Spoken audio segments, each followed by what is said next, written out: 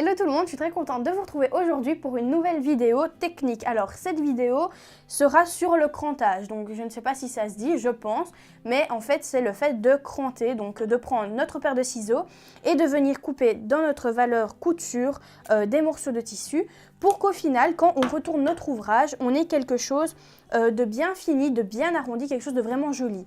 Alors si on ne fait pas le crantage, vous avez une photo ici juste devant qui vous montre le résultat, donc quand on ne crante pas. Donc c'est très important de cranter des arrondis, que ce soit un arrondi comme celui-ci qui pourrait représenter par exemple une emmanchure, ou alors que ce soit donc un arc de cercle comme celui-ci qui pourrait représenter par exemple un col, donc un col arrondi avec un empiècement, ou alors tout simplement un angle qu'il faut également cranter pour vraiment avoir un super résultat. Alors c'est pas tout, c'est bien, vous savez maintenant à quoi sert le crantage, mais comment le faire. Donc moi je vais vous montrer comment le faire et pour cela vous avez juste besoin donc d'une paire de ciseaux. Je commence par l'angle, donc je vais vous montrer ce que ça donne si on le retourne. Donc si on le retourne et qu'on ne l'a pas cranté, on a un angle, voilà, on a ceci.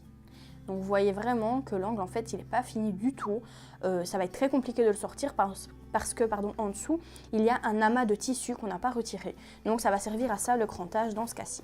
Donc je vous montre, donc je le retourne bien évidemment pour qu'on puisse cranter. Alors tout d'abord, moi ce que je conseille, c'est déjà de couper les valeurs couture. Donc si vous avez cousu à 1 cm, moi je vous conseille de couper à 0,5 mm. Donc moi ici j'ai déjà coupé une partie, je vais directement passer au crantage. Alors pour le crantage, au niveau de l'angle, on coupe donc toujours en diagonale. Donc pas comme ceci, ni comme ceci. Toujours bien en diagonale par rapport à l'angle. Ça va aller, hop. Donc on prend notre ciseau et on vient cranter jusqu'à la limite de la couture. Alors ne dépassez pas la couture parce que si vous coupez dans la couture, vous allez défaire toute la couture que vous avez fait juste avant. Donc il faut vraiment être très précis. Voilà, une fois que vous avez cranté, moi ce que je conseille aussi, c'est une petite astuce, c'est de venir couper comme ceci en diagonale dans l'autre sens pour retirer en fait de l'épaisseur du tissu.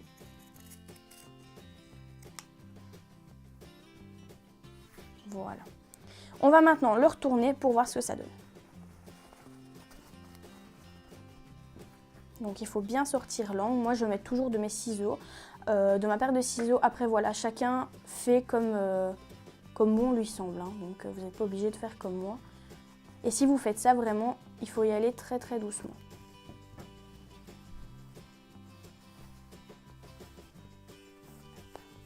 Donc voilà, ici on a déjà un angle beaucoup plus joli qu'avant. Il était en fait tout simplement très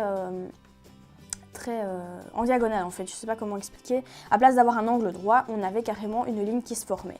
Alors si vous voulez vraiment encore quelque chose d'encore plus droit, vous pouvez le retourner de nouveau et venir couper, donc ici, là où vous avez déjà coupé, venir recouper encore dans la valeur couture.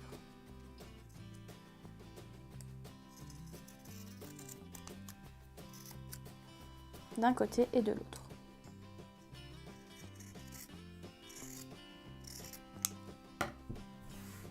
En fait, le but, c'est vraiment de dégager l'angle au maximum pour avoir un rendu tout simplement parfait.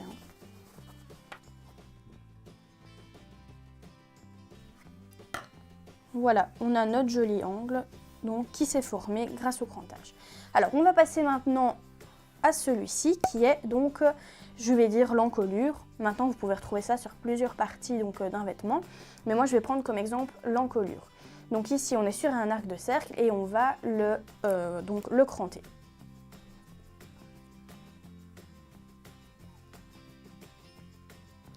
Donc ici, hop, on le coupe, pareil, on vient cranter jusqu'à notre couture. Donc ici, vous n'êtes pas obligé de couper la valeur couture, mais si vous voulez le faire, vous pouvez. Après, c'est un arc de cercle, donc c'est un peu plus compliqué à couper. Donc moi, je vous conseille de ne pas forcément le couper et de cranter plus ou moins tous les 1 cm.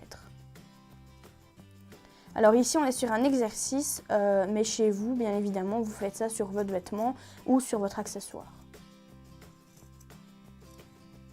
Voilà, on a maintenant terminé de le cranter. Vous avez une photo aussi ici d'un sac qui n'a pas... donc c'est un sac arrondi, donc comme ceci, il était arrondi et en fait il n'a pas été cranté. Donc on voit vraiment le résultat que ça donne si on ne crante pas. Ici je vais le retourner. Alors ça va être un petit peu compliqué dans le sens où c'est un exercice. Donc je vais essayer de le retourner le mieux possible vu que ce n'est pas sur un tissu. Enfin sur un tissu, sur un vêtement je voulais dire. Hop. Donc voilà, j'essaye de me placer le mieux possible pour que vous puissiez comprendre. C'est pas toujours évident quand on fait ça sur des tissus pour exercice. Donc voilà, ici on a le rendu donc, de notre encolure. Après voilà, ici je l'ai fait à la va-vite, mais chez vous, vous devez rouler donc la couture comme ceci, l'épingler, venir faire soit une surpiqûre ou alors tout simplement venir la repasser et la fixer peut-être à l'intérieur par un point invisible sur l'autre tissu. Donc voilà, ça c'est un détail, mais vous voyez que l'arc de cercle est vraiment très joli et il est très bien arrondi. Alors, on va passer au dernier. Alors, celui-ci est un petit peu plus particulier. Si nous faisons la même chose qu'ici, donc si nous crantons de la même façon, il y aura un amas de tissu qui va se mettre dans la valeur couture, donc ça n'ira pas, ça ne fonctionnera pas. Ici, on va devoir cranter en triangle. Donc, ce que ça veut dire, qu'est-ce que ça veut dire? On va devoir donc couper en biais, toujours bien faire attention de ne pas couper dans la couture, pardon. Couper dans la valeur couture bien évidemment parce que sinon le crantage ne se fait pas. Et on va venir couper un triangle. Comme ceci, donc un petit peu plus loin. Ça prend un petit peu plus de temps, mais c'est un crantage quand même très important aussi à connaître et à savoir réaliser. Donc voilà, on va faire ça, on fait tout le long de notre couture pour vraiment avoir un résultat pareil que l'autre courbe, vraiment quelque chose de très joli. Alors ici pareil, hein, vous pouvez aussi recouper si vous voulez votre valeur couture à 0,5 si vous l'avez cousu à 1 cm ou 1,5 cm pour vraiment avoir quelque chose de très joli.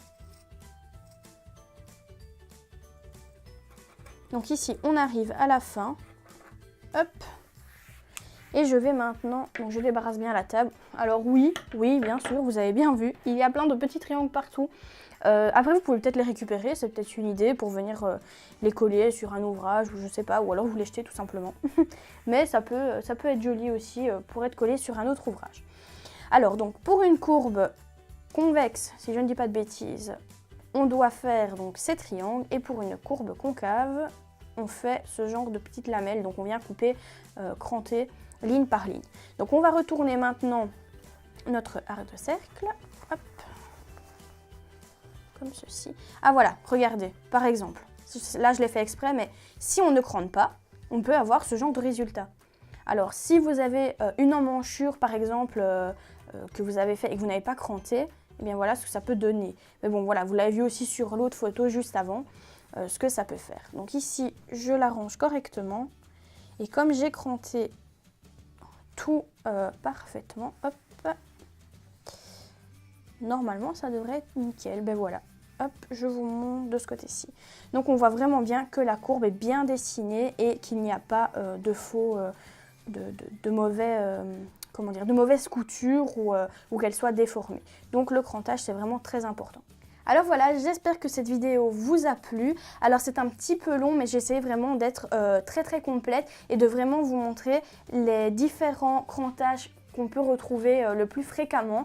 Donc il y en a 3 pour moi, après il y en a peut-être plus, mais honnêtement je trouve que ceux-là sont déjà vraiment très importants à connaître et surtout à savoir réaliser. Donc si vous avez aimé la vidéo, n'hésitez pas à laisser un petit like en dessous, ça fait toujours plaisir, ou un petit commentaire et je me ferai un plaisir de les lire et de vous répondre le plus rapidement possible. Et nous on se retrouve dans une prochaine vidéo, à bientôt!